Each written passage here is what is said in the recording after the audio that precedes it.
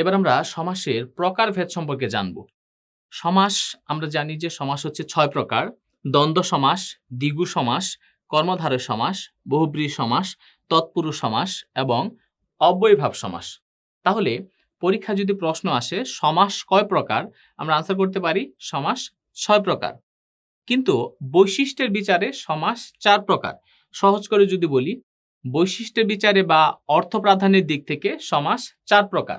কারণ কোন একটা সমাসে হয়তো পূর্বপদের অর্থ প্রাধান্য পায়, কোন সমাসে হয়তো পরপদের অর্থ প্রাধান্য পায়, কোন সমাসে পূর্বপদ পরপদ সবগুলিরই অর্থ প্রাধান্য পায়। আবার অনেক ক্ষেত্রে সমাসের ক্ষেত্রে পূর্বপদ বা পরপদ কোনটিরই অর্থ প্রাধান্য পায় না। তাহলে সেই দৃষ্টিকোণ থেকে সমাস কিন্তু ৪ প্রকার। যেমন আমরা যদি বলি অব্যয়ীভাব সমাস, এখানে কিন্তু পূর্বপদের অর্থ প্রধান থাকে, অর্থাৎ এখানে পূর্বপদের অর্থকে প্রাধান্য দেওয়া হয়। অর্থাৎ আমরা এখানে যে পদটি বলি, প্রথম পদ বলি বা পরের পদ বলি, সেক্ষেত্রে পূর্বের পদটি দ্বারা আমরা মূল বিষয়টাকে বোঝাতে চাই। যেমন আমরা যদি বলি নিরামিষ, তাহলে নিরামিষ মানে কি? নিরামিষ মানে কি আমিষ নাকি আমিষের অভাব? আমরা জানি নির মানে হচ্ছে অভাব, তার মানে নিরামিষ মানে হচ্ছে আমিষের অভাব। এখানে কিন্তু নির মানে অভাব, এই যে পূর্ব পদের যে অর্থ, এটাকে প্রাধান্য দেওয়া হচ্ছে। এবার আমরা যদি বলি তৎপুরুষ সমাস, আচ্ছা তৎপুরুষ সমাস মানে কি? পরপদের অর্থ প্রাধান্য থাকে। যেমন আমি যদি বলি গাছ পাকা, তার মানে কি?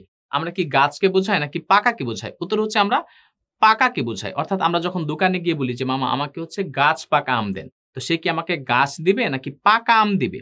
অবশ্যই সে আমাকে পাকা আম দিবে। তাহলে এখানে আমরা কিন্তু গাছকে বোঝাই না, বোঝাই হচ্ছে পাকা আমকে। তাহলে সহজ কথায় এখানে তৎপুরুষ সমাসে কিন্তু আমরা পরপদের অর্থটাকে প্রাধান্য দিই। অর্থাৎ এখানে আমরা গাছকে না বুঝিয়ে আমরা পাকাকে বোঝাই। যদি আমরা পুরো শব্দটি বলি গাছ পাকা, কিন্তু আমরা আল্টিমেটলি কাকে বোঝাই? আমরা পাকাকে বোঝাই। এবার আমরা যদি বলি দ্বন্দ্ব সমাস, উভয় পদের অর্থ প্রাধান্য থাকে।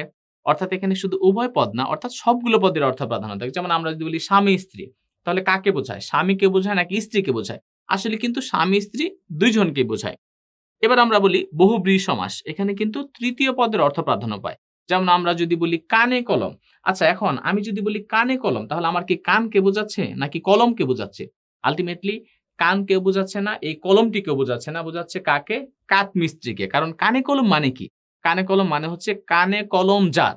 অর্থাৎ এখানে কান কেউ বোঝায় না, কলম কেউ বোঝায় না, বোঝায় কাকে? কাঠ মিস্ত্রিকে।